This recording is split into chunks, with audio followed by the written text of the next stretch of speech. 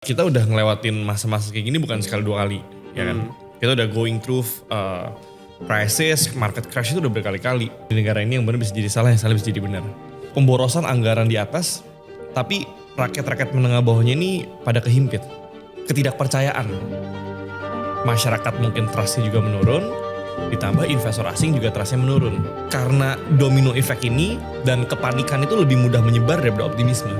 Yang kita bisa lakukan cuma dukung Bapak, Pak. Kita gak punya power, kita gak punya kewenangan juga untuk bikin kebijakan dan sebagainya. Tapi ada 270 juta penduduk di negara ini yang hidupnya bergantung sama Bapak yang berkuasa di atas.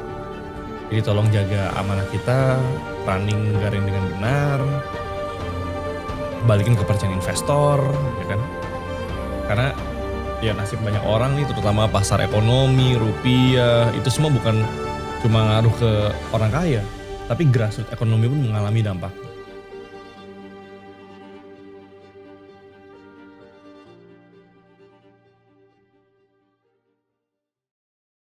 Hey Fit, Hey George, gila udah lama banget ya terakhir kita long talk show. time no see, iya Mungkin udah 1 bulan kali ya. benar. Dan dalam 1 bulan itu banyak Wah, banget lo hal yang penting terjadi. Tapi sebelum kita mulai ya, mungkin orang ngomong kayak lu IHSG koreksi lu malah gak bikin video YouTube. Pertama bukan gak mau bikin video YouTube, kita juga sering aktif di Instagram kok, ya kan. Jadi kalau teman-teman kangen dengan konten kita banyak tetap bikin setiap hari tetap ada di Instagram. Betul. Cuma YouTube itu different game ya kan. Kita butuh tim, kita butuh editor. Dan kebetulan bulan lalu gue juga sibuk banget kan. Gue banyak travel jadi belum sempat bikin video YouTube. Terus ya ada perubahan di tim kita juga kan. Jadi semua hal itu yang bikin kita pause dulu nih video YouTube-nya. Betul. Cuma sekarang dan selanjutnya kita coming back Rutin ya. stronger than ever ya kan. Gimana George IHSG nih sebulan terakhir? Ya mau gimana ya, teman-teman juga udah bisa lihat ini. Minus 41% Fit. Ya. Tapi lucunya kayak tadi ya, kan kita lagi pause. Influencer-influencer keuangan pada umumnya, apalagi zaman Covid, biasa udah cabut Fit waktu ini. Dan lu masih malah muncul di sini di kamera. Karena ya kita udah ngelewatin masa-masa kayak gini bukan sekali dua kali, ya kan. Kita udah going through crisis, market crash itu udah berkali-kali. Kayak Covid crash 2020, 2023 juga kalau kita lihat market itu lumayan hancur ya di 2023. Terus kita lewatin 2024, 2025 market rally-nya. Dan ini seperti namanya market move in cycle, ada siklusnya. Ya mungkin tahun ini adalah tahun siklus yang tiba-tiba jelek aja gitu. Kan harusnya supposed to be 2026 ini menjadi tahun yang baik. Karena negara kita kan commodity centered banget. Dan dengan kenaikan harga komoditas sebenarnya kita diuntungkan sebagai negara, sebagai indeks tuh harusnya IHSG tidak bearish. Harusnya IHSG itu bullish. Tapi bearish momennya itu diciptakan di tanggal sini. 28-29 Januari. Pertama kali ketika MSCI mengeluarkan announcement bahwa market kita secara structurally salah dan ada potensial kita diturunkan ke frontier market. Kalau lo sadar dari breakdown di 28 Januari itu IHSG dari 9.000 turun sampai 8.000-an. Sampai detik ini belum pernah ada perubahan yang berarti. Betul. Menurut gue case-nya ini ada berbagai macam ya. Jadi ini udah jatuh ketimpa tangga. Udah kena MSCI. Kita di downgrade juga outlook-nya dari bonds kita sama Fitch, S&P and Moody's. Secara makro juga gara-gara perang itu harga minyak jadi meloncat tinggi. Di atas perkiraan ketika kita bikin rancangan APBN 2026. Otomatis ada pertambahan cost. Karena kita harus menahan BBM di masyarakat untuk gak naik. Benar. Karena Pertalite dan Pertamax tidak dinaikkan itu bukan keputusan ekonomi. Itu keputusan sosial dan politik. Karena kalau keputusan ekonomi harusnya negara gak bisa tuh nahan tuh. Tapi kalau BBM naik, udah pasti rakyat marah. Itu akan terjadi gejolak di sosialnya. Ya kan? Dan itu juga akan menurunkan pamor politik. Jelas kebijakan yang sangat buruk untuk kalau lihat dari sudut pandang politik.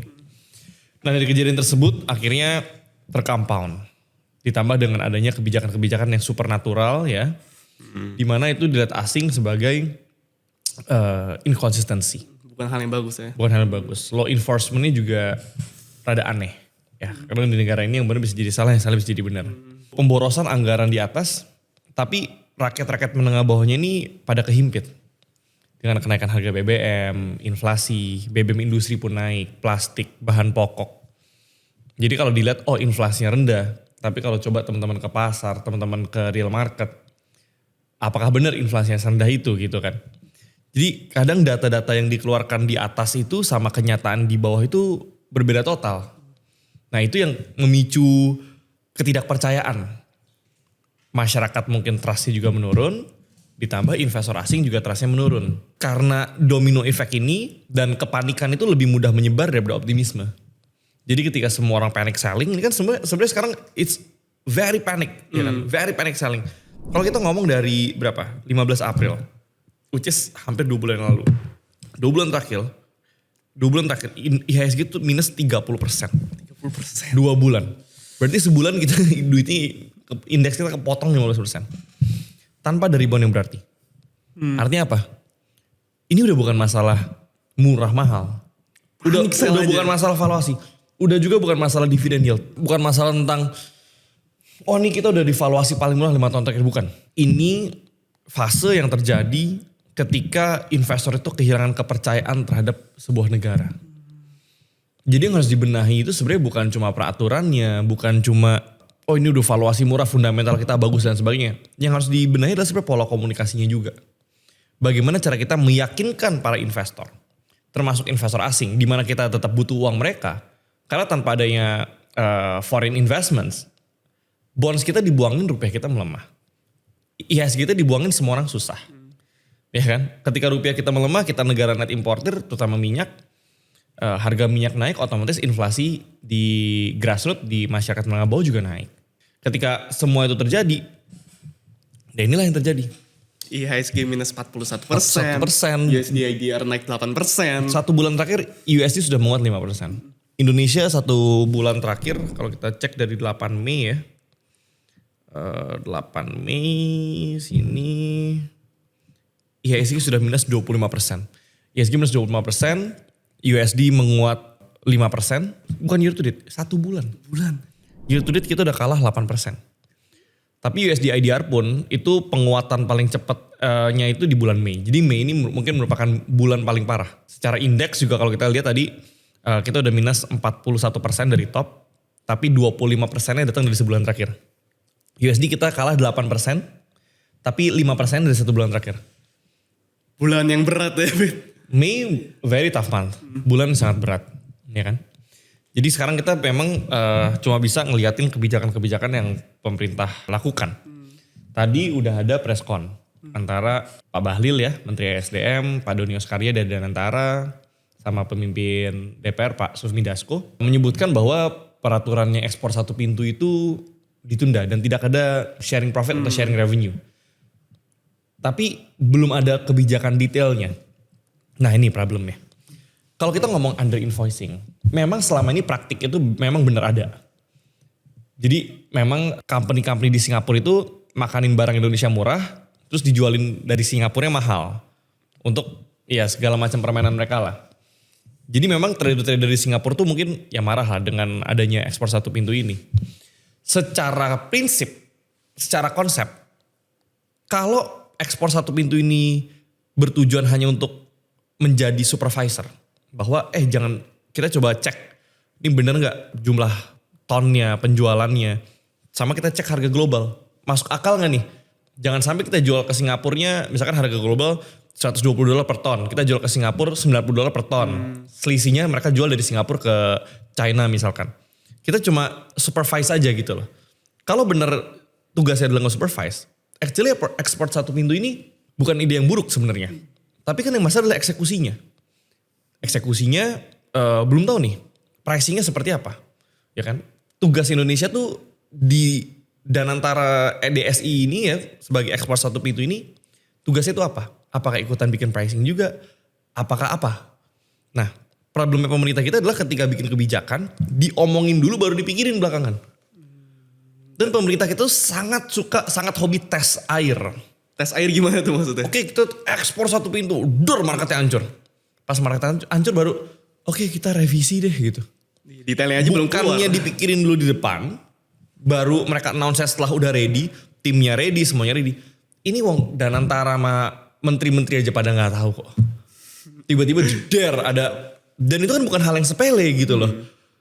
Dan asing-asing kan juga mikir, kok kita udah berinvestasi banyak, sekarang kita mau jualan harus diatur. Pricingnya mungkin diatur, pengirimannya mungkin diatur, dokumen-dokumen juga mungkin lebih ribet. Dan kita gak boleh lupa, oke, kita memang negara yang sangat kaya akan sumber daya. Tapi kita bukan satu-satunya negara yang punya sumber daya loh. They have options to buy anywhere gitu loh. Asing-asing tuh punya options. Jadi sebenarnya instead of merumitkan, mempersulit, seharusnya dipermudah gitu loh. Jadi karena kebijakan-kebijakan itu yang banyak yang kalau kita bisa ngomongnya kebijakan yang tidak siap, ya kan?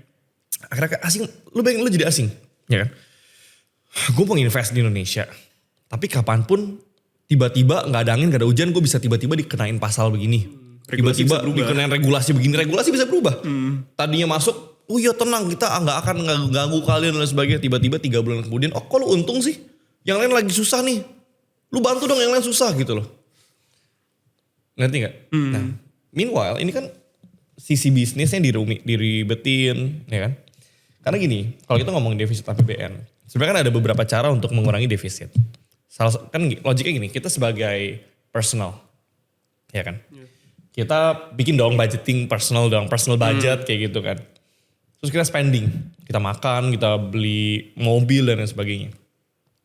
Kita ngutang nih, karena duit kita gak cukup. Untuk ngurangin utang kita, yang kita lakukan juga bisa menambah pemasukan.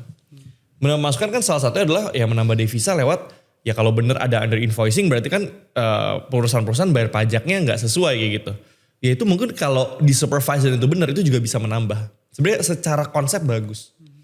Cuma kalau pemerintah harus ngatur pricingnya, terus company-company semua diminta jatah, siapa yang mau berbisnis di Indonesia gitu kan. Nah masalah pajak juga sama. Pajak itu kan sebenarnya yang paling berdampak adalah kelas menengah dan kelas menengah atas. Iya dong. Iya. Kalau orang kaya sebenarnya ya udah gak begitu peduli lah. Dan orang sorry itu sih menengah bawah juga masih dapat insentif. Tapi kalau misalkan menengah dan menengah bawahnya itu di-press banget, otomatis kan perputaran ekonomi di middle class ini melambat. Makanya kalau kita ngelihat GDP kita terakhir itu di-drive sama komoditi sama government spending. Salah satunya MBG kan. Cuma kan MBG yang merasakan tuh siapa gitu loh. Ya mungkin grassroots ekonomi, petani-petani, ya mungkin mereka juga ada merasakan.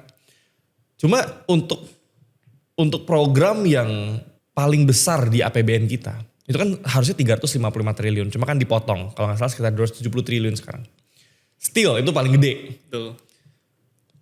Pertanggungjawaban dari program itu seperti apa gitu loh.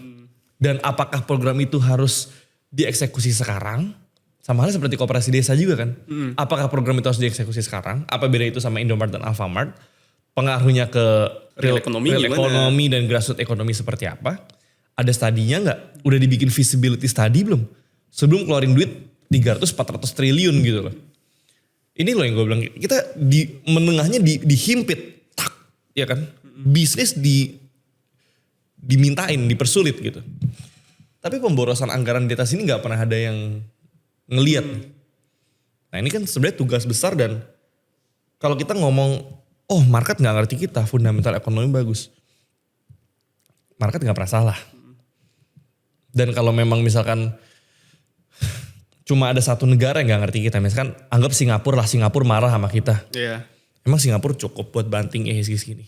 Enggak men. Enggak dong. Emang US cukup buat banting kita segini? Ya mungkin cukup sih, tapi apakah seller dari mereka dong? Enggak. Konglo pun pada buang barang kok di sini. Iya. Konglo Indonesia. Artinya bukan cuma orang asing loh yang gak percaya. Ya kan? Konglo kita pun gak percaya sama kita sendiri gitu. Jadi ini bukannya kita hancur karena masalah fundamental. Enggak. Jadi kalau dibilang fundamental kita baik, ya gak baik-baik banget sih. Cuma kalau dibilang fundamental kita sejelek itu kan sampai harus krisis, jawabannya enggak juga. Tapi apa yang terjadi sekarang adalah krisis kepercayaan. Krisis kepercayaan. Jadi yang harus dibalikin bukanlah cuma performance-nya, bukan cuma fundamentalnya, tapi gimana cara kita meyakinkan kembali para investor gitu loh. Karena barang sebagus apapun kalau gak ada yang beli, percuma dong. Bener. Iya dong. Iya. Kayak gitu. Jadi basically kalau gue boleh rangkum itu yang terjadi dengan IHSG sekarang. Nah Nah, cuma kan ini dampaknya udah mulai kelihatan nih. IHSG minus 40%, USD IDR naik, outflow year to date 70 triliun lebih. Nah, menurut lu dampaknya selain dari market, real business yang dari lower, middle upper, bahkan low class, itu bener sesignifikan itu gak, Fit? Kalau gue ngobrol sama teman-teman pebisnis, of course sangat terdampak sih. Sangat ya, bahkan dari sekarang. Oh, udah dari berapa bulan lalu. Karena teman-teman yang nonton ini misalkan di real business, misalkan jualan gitu, plastik tuh udah naik 40%, George. Iya kan? Dari sesimpel plastik aja itu udah naikin cost mereka. Tapi di ekonomi lagi kurang bagus, mereka nggak bisa langsung naikin harga mereka. Bener, iya. Karena terjadi nggak kompetitif, otomatis apa? Marginnya shrinking, marginnya mengecil kan. Nah, kita ngomong F&B. Ya F&B juga butuh plastik banyak ya kan. Kita ngomong apa? Supply chain. BBM industri naik. Otomatis costnya naik. Apakah harga bisa langsung dinaikin? Belum tentu juga. Kalau harga dinaikin bisa jadi penjualannya menurun. Jadi kalau dibilang roda perputaran ekonomi di bawah itu sulit ya memang bisnis sekarang lagi pada sulit. Terus dengan ada koperasi desa itu juga gue kemarin ke Alfamart. Karyawan-karyawan kasir-kasir itu lagi pada ngeluh. Katanya mau ada demo. Udah sih kemarin ada demo sih di PIK kalau salah. Katanya mau di PHK mereka. Ya kan sulit. Menengah sulit. Katanya bisnisnya terdampak. Orang kaya pasar sahamnya hancur. Iya. Iya kan? Bener. Konglo dimintain beli obligasi terus ya kan. Jadi ini benar-benar kalau dibilang sekarang susah ya, I think semua orang susah ya. Bahkan, iya di luar dari pasar saham aja ya. Iya makanya kalau dibilang ekonomi bagus, jujur gue lumayan penasaran. Yang bagus itu ekonomi siapa gitu loh. Iya kan kalau bilang ekonomi bagus gak ada masalah. Jujur penasaran. Yang bagus ekonomi siapa gitu. Ekonomi pribadi atau siapa gak tahu juga. Iya penasaran. Jujur penasaran sih. Mungkin gue kurang pinter atau gue kurang observant atau apa ya. Gue kalau ngobrol sama masyarakat bawah juga mereka bilangnya lagi susah ekonomi. Bingung ya. Kalau bilang fundamental baik. Ekonomi baik boleh gak teman-teman yang ekonomi baik tolong di share gitu ya. Gimana perasaan kalian ya. Gue pengen banget sih denger itu. Ya. Menurut lu dari pasar saham ini, kan lu udah ngelewatin beberapa crash nih. Sama COVID sama ini lebih mending mana kalau lu boleh ulang waktu? Jujur lebih mending mana maksudnya apa? Pusing mana? Lebih pusing mana? Lebih pusing ini. Lebih pusing ini dibanding COVID yang langsung jerk, langsung minus 40% waktu itu indeks. Karena COVID duit gue belum sebanyak sekarang. Oh. Iya dong. Iya. Cengli dong. Bener. Jadi waktu itu hilang duit pun kayak ya udahlah gitu. Terus COVID V-shape. Jadi jeder hancur cepet, reboundnya juga sama cepatnya. Bener. Kalau ini I don't think gonna be V-shape sih. I think ini bakal jadi W-shape. W-shape. Kalau COVID ini nih, jebol, terus peng langsung begini nih. Iya. Ini COVID. Akhir tahun 2020 kaya semua gitu. Iya. Kalau ini mungkin bakal W, misalnya kayak gini. Koreksi lagi. Mungkin bakal sideways dulu di sini sementara baru mungkin ini bisa balik. Baliknya pun I don't think bakal cepat. Very slowly ya. Iya, jadi mungkin ini karena turunnya structure kan. Benar. Structure. Low, ini high, low. Lower high, lower low. Ya kan. Lower high, lower low. Lower high, jebolinnya bikin lower low. Lower high, lower low. Belum bikin lower high lagi. Jadi secara structural memang indeks kita kan masih downtrend. Ada prinsip there's no high to high for the bull, there's no low to low for the bear. Which is kalau lagi di bear market semua orang lagi panik. Actually you cannot predict the bottom. Jangan ya. Dan sangat sulit sih. Gimana cara kita predict the bottom? Kalau mau coba predict the bottom udah donasi berapa duit itu? Kan di sini kalian kena bull trap, jeder. Sini kena bull trap, jeder. Sini kena bull trap, jeder. Jadi jujur it's very hard to predict the bottom. Which is kalau sekarang trader don't try to predict the bottom. Ya udah beli either in the support kuat, trading reboundnya, cut loss cepet kalau salah. Kalau investors ya tergantung kepercayaan masing-masing. Kalau memang investornya tipikal yang active investor, biasanya mereka kan lihat dua hal. Yang pertama adalah MSCI review. Kita turun ke frontier atau tidak. Dan yang kedua adalah bonds rating. Ya kan? Apakah surat utang kita diturunin atau enggak. Karena kalau diturunin ada outflow di rupiah, BI kita harus naikin suku bunga lagi, another 50 bips, itu pasti akan crashing the market lagi. Ya kan? Jadi secara timing dan momentum sebenarnya belum ada katalis untuk market kita rebound. Tapi kalau misalnya kalian mikirnya, oh udah murah, kapan lagi dapat bank valuasi 13%, 14%. Kalau memang itu yang kalian percaya dan kalian punya uang dingin, uang nganggur yang gak akan kalian otak-atik dan kalian gak peduli untuk kalian lihat 5-10 tahun ke depan, I think the opportunity is here. Makanya ini solusinya tuh sangat tergantung. Gimana tuh? Ya sama capacity masing-masing gitu loh. Kalian tuh punya uang nganggur seberapa banyak, seberapa dingin, seberapa lama nggak dipakai. Setelah kalian tuh trading apa investor, ya kan?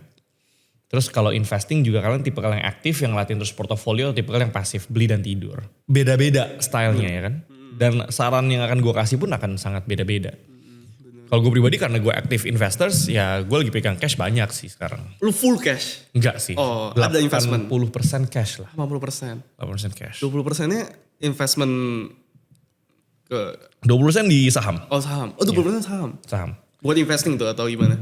80% cash gue itu bukan pure cash, maksudnya bukan rupiah ya. Oh, iya, Ini cash equivalence lah. Gue udah pegang USD, gue udah pegang USD money market, gue udah pegang some bonds juga, USD bonds. Cuma kenapa gue anggap itu sebagai cash? Karena kalau USD bonds, whenever gue butuh duit, gue tinggal back to backin. Gue tinggal jadi kolateral, ambil back to back loan di bank kan. Iya, iya. Dan kupon gue juga bisa nutup bunganya. Terus aset gue kan dalam bentuk dolar. Jadi ya whenever gue butuh IDR, gue tinggal kolateralin, gue bisa dapat balik duitnya. Jadi kalau gue hitung secara rasio liquidity ya gue 80%, cash rasio gue 80% lah. 20% ya investment yang kurang liquid ya. Di salah satu gue udah cicil beli beberapa saham juga yang gue mau pegang buat long term. At the same time cash gue banyak karena gue ngeliat ada potentially kenaikan kupon di SBN kita. Jadi tesis gue kayak gini. Ini kan rupiah melemah terus. Ya kan dolar gue kan menguat terus. Iya. Tapi dolar yang menguat ini sebenarnya kan gak memberikan kita cash flow. Untuk menjadi cash flow kita harus membeli, ya salah satu bisa beli surat hutang negara. Ya misalnya Indon, Indois kayak gitu. Tapi kalau kita ngeliat Indon, Indois, sekarang kan yieldnya kurang lebih 5,7, 5,8%. Tapi dengan kenaikan BI kemarin, terus dengan kemarin ada meeting Pak Purbaya sama BI, katanya ada rencana surat hutang mau dinaikin lagi. I think nih Indon, Indois bisa naik above 6%. Above 6%? Above 6%.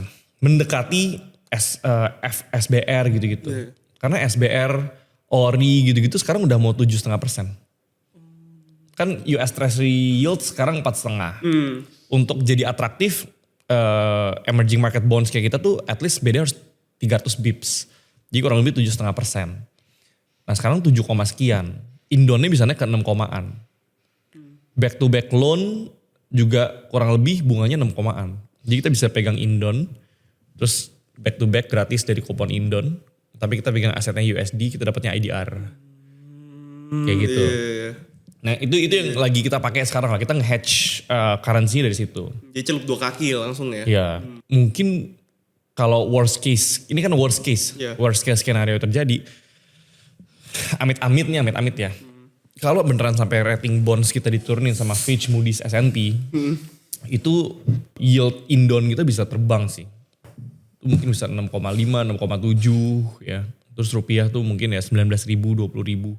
Kalau BI intervensi setiap hari. Tapi kan kuat atau enggak ya sekarang intervensi aja sekarang 18.200. Iya. Ya kan kuat atau enggak tahu juga gitu.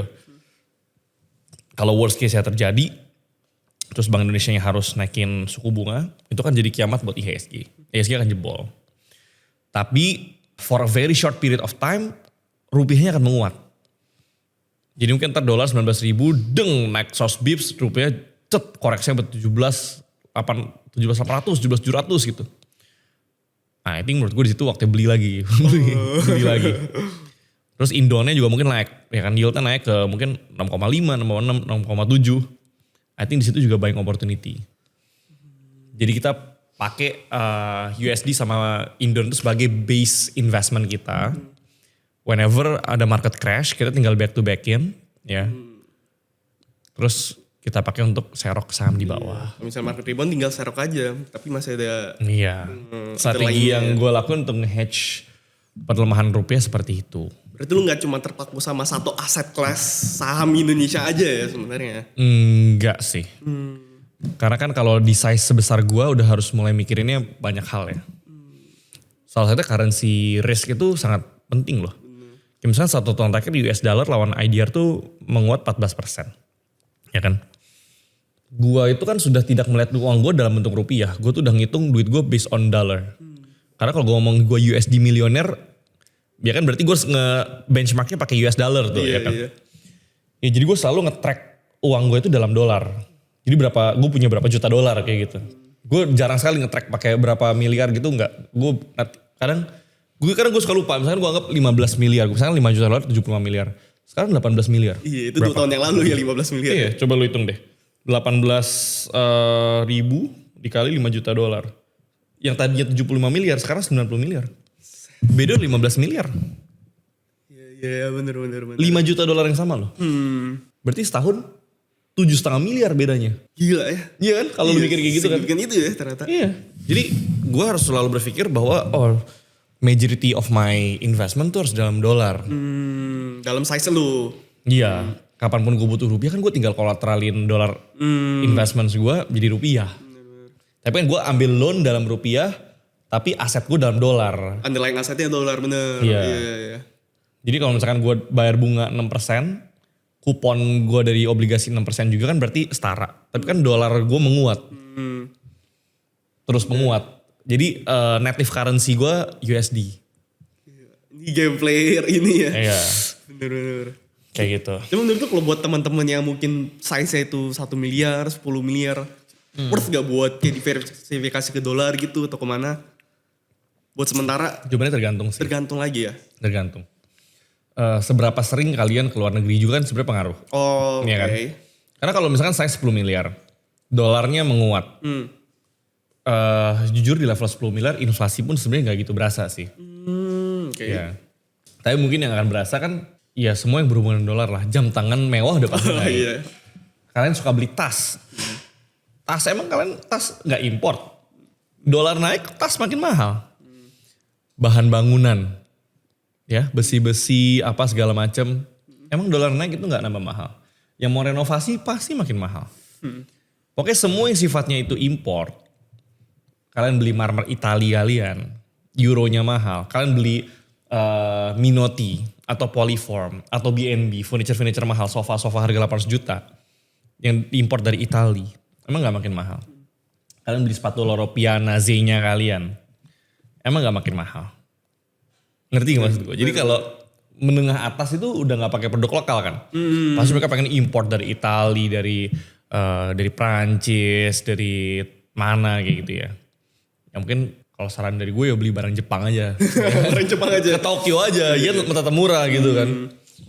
Jadi ya di kondisi kayak sekarang, itu sih advice dari gue ya. Karena kita gak bisa nutup mata, dolar gak penting. Sehari-hari gak pakai dolar atau gini loh, gimana. kita bukan cuma lawan dolar. Kita lawan Singapura kalah. Kita lawan Thailand kalah. Kita lawan Malaysia kalah. Malaysia aja kalah Fit, iya. Kita lawan Jepang Yen aja kalah. Bener. Jadi basically kalian ke Singapura itu udah mahal sekali, itu 14.000 sekarang SGD. Berapa tahun lu 12.000. Ringgit juga sama. Jadi kalau kalian masih suka jalan-jalan, masih pakai produk dari luar, masih pakai sesuatu yang diimport, dan kalian native currency adalah rupiah, siap-siap aja tiap tahun bakal makin mahal. Bener. Kan sebulan terakhir minus 25% ya Fit, IHSG. Boleh gak spell ke teman-teman loss lu udah berapa? Lu ada loss gak atau gimana? Karena mungkin buat teman-teman di sini yang aktif sosmed ya, praktik kira rugi puluhan, ratusan juta itu udah gede Fit. Sebulan terakhir gue dari plus 2, sekarang lagi minus, ini IHSG turun lagi ya, 5 komaan lah hari ini. 5 komaan? Dari plus 2. Satu rumah Fit di... Ini sebulan terakhir ya. Ini porto trading ya. Oh porto trading. Ya kurang lebih ya, tapi kalau dari all time high udah double digit M lah. Cuma kalau ngitung setahun terakhir sih masih untung. Masih untung ya? Year to date aja gue lagi suffer nih. Year to date. Cuma untungnya kan gak semua aset gue dalam rupiah dan gak semua dalam IHSG. Jadi even though gue berat di IHSG, aset di tempat lain ya private equity, USD investments, itu masih kasih appreciations lah, masih kasih gains, masih kasih cash flow. So I'm good. Mungkin kalau kita ngitung, kita blended ya. Mungkin Mei itu gue cuma rugi 1,6% dari portofolio. 1,6% dari portofolio. 1,6% dari portofolio. Rugi ya, bukan floating hilang ya. Bener. Kalau net loss 1,6%. Itu udah digabung sama semua lah. Udah blended. Cuma kalau IHSG-nya tok lumayan lah. Lumayan 5% lebih lah. Lu di kondisi market kayak gini, lu lebih pilih stock picking yang jago atau portfolio allocation yang bagus? Lebih milih tidur sih. Lu milih tidur. Lebih milih tidur Gak salah, bener. Karena gue udah majority cash mungkin udah dari 2-3 bulan yang lalu sih. Ya cobalah beberapa kali trade barang-barang yang oke gitu. Cuma akhirnya gagal juga, kena bakar juga. Jadi udah I'm done. Menyerah dulu. Tapi menurut gue balik lagi ya, ini kan market gak mungkin dong. Ini kan hari ini aja minus 4,5% atau lagi. Ini market masih lagi running tuh. Iya. Makin parah Itu tuh bikin ya. lo yang lebih rendah lagi Fit dalam hari ini. Bikin another low lagi. Cuma kan logiknya gak mungkin dong George. Masa tiap bulan ISG minus 30% tutup kita. Iya dong. Tutup dong di negara ya kan. Jadi menurut gue ya the best thing you can do adalah pegang cash sih. Karena kalau sadar 3 Juni minus 4%. 4 Juni sempat minus 4, akhirnya minus 2. 5 Juni minus 4, hari ini minus 4. Tiap hari kita minus 4. Ya kan? Minus 3, minus 4, nambah plus 2%, jebol lagi ya kan. Jangan lawan arus sih. Jangan lawan arus. Jangan lawan arus. Kalau waktunya nunggu, ya nunggu aja. Pegang aja dulu cashnya. Oke. Terus kalau misalnya market nih, misalnya rebound nih Fit. Ya. Cuma kan teman-teman di sini udah kena pukul, kena ditonjok, jatuh, ketiban lagi. Kayak mereka udah kena mental gitu Fit. Ya. Gimana cara mereka bisa bangun conviction lagi, bangun mentalnya, punya mindset yang objektif lagi buat trading lagi di market Fit? Jawabannya adalah dengan punya kedisiplinan sih ya. Kalau nyangkut, bangkrut itu pasti nggak disiplin. Jadi yang harus dievaluasi pertama adalah apakah kalian sudah disiplin nggak dengan sistem trading kalian ya. Berikutnya coba nge-build confidence lagi pakai uang kecil. Uang kecil ya? Uang kecil. Jadi jangan langsung all in revenge trading berharap semua loss kalian bisa balik kayak gitu. Jadi coba dulu build confidence-nya pakai uang kecil sambil perlahan-lahan ya ngelihat pergerakan IHSG dan pergerakan kebijakan. Kan tadi gue udah ngasih tau ya beberapa major events untuk IHSG recovery, overhang kita ada apa aja. Itu teman-teman boleh step by step teman-teman perhatiin. Kalau misalkan semuanya lancar, ya kita berdoa ya mungkin Juli Agustus udah perlahan-lahan bisa mulai rebound, ya kan? Dan IHSG itu kalau kalian sadar sebenarnya secara pattern Oktober sampai Maret itu merupakan masa terbaiknya IHSG. Kalau kalian sadar ya rally-nya IHSG itu kebanyakan dari bulan September sampai Desember. September sampai Desember naik 13%. 2024 kalau kita ngeliat ya, 2024 anomali ya. September malah jelek. Soalnya udah rally dari Juni sampai September. 2023 ya ini Oktober sampai Januarinya rally ya kan. Oktober sampai Januari rally. Bener. Jadi kita harap ya seharusnya trennya berlanjut ya. Soalnya udah jelek di awal tahun nih. Iya. Biasanya kalau di tengah tahun bagus, akhir tahun bisa jelek. Tapi kalau tengah tahunnya jelek, akhir tahun bisa bagus. Kalau kita awal tahun busuk kayak gini ya semoga kita harap first semester udahlah sakitnya dihabisin dulu, kita digebukin dulu. Ya kan sampai udah kayak semua udah ampun bang gitu. Second semester perbaikan. Bener-bener. Semoga ya. Semoga Gue juga please. gak tahu sih. Tapi anyway. Market gak pernah gagal recover. Bener. Jadi bukanlah apakah market akan recover. Market pasti recover. Pertanyaannya kapannya. Just matter of when ya. Just a matter of when. Jadi instead of kita nangis, jedotin pala ke tembok, feeling hopeless. Gue pribadi di kondisi sekarang mending have some clarity sih. Tenangin diri. Lihat secara objektif, indeks kita udah turun 42% year to date. Outflow juga udah sangat besar. Kita bisa ngapain sekarang? Ya kan? Ya strategi tadi udah gue kasih tahu. Sekarang amanin dulu posisi kita. Kita hedge dulu rupiahnya. Have some offshore investments juga dalam bentuk US dollar. Sambil lihat opportunity apa yang ditawarkan sama market kita. Terakhir Fit. Ya. Kalau misalnya Pak Presiden, Pak Wakil Presiden, dan menteri-menteri di belakang yang kita lagi bergantung nih harapan kita sama mereka. Mereka nonton video ini, Fit. Lu mau ngomong apa, Fit, ke mereka? Yang kita bisa lakuin cuma dukung Bapak, Pak. Kita nggak punya power, kita nggak punya kewenangan juga untuk bikin kebijakan dan sebagainya. Tapi ada 270 juta penduduk di negara ini yang hidupnya bergantung sama bapak-bapak yang berkuasa di atas. Jadi tolong jaga amanah kita, running negara ini dengan benar, balikin kepercayaan investor, ya kan? Karena ya nasib banyak orang nih, terutama pasar ekonomi, rupiah, itu semua bukan cuma ngaruh ke orang kaya, tapi grassroots ekonomi pun mengalami dampaknya. Jadi semoga ada perubahan di komunikasi, tata kelola negaranya, dan semoga ya foreign investors bisa ngeliat itu dan bisa balik ke ESG. Tapi satu hal yang gue percaya ya kita akan recover. Not too long from now akan ada very good buying opportunity yang bisa creating generational wealth buat orang-orang yang punya cash, yang fokus ngeliat opportunity sekarang. Ya and stay hopeful sih. Mau gak mau ya kita tetap orang Indonesia sebenci-bencinya dengan kondisi hari ini. Ya kayak gue misalkan mau gak pindah keluar? Jujur gak mau. Padahal gue bisa aja. Gue bisa aja bikin company di Jepang terus gue tinggal di Jepang. Atau gue bikin company di Singapura, gue tinggal di Singapura punya PR atau di Hong Kong ya kan. Tapi menurut gue Indonesia dengan segala dinamikanya ya tetap rumah yang terbaik. Jadi kita semua tetap berharap yang terbaik lah untuk negara ini. Oke, thank you, Fit. Terima kasih George. Semoga teman-teman belajar banyak dari talk show hari ini. Yes. Stay hopeful, stay strong. I believe these two shall pass. Yes. Ya, pasti akan lewat. Dan pelaut yang handal kan gak pernah dilahirkan dari laut yang tenang. Jadi semoga setelah melewati semua badai ini ya, teman-teman bisa jadi investor lebih kuat lagi. Oke. Thank you. I'll see you in the next video. Yes, thank you teman-teman.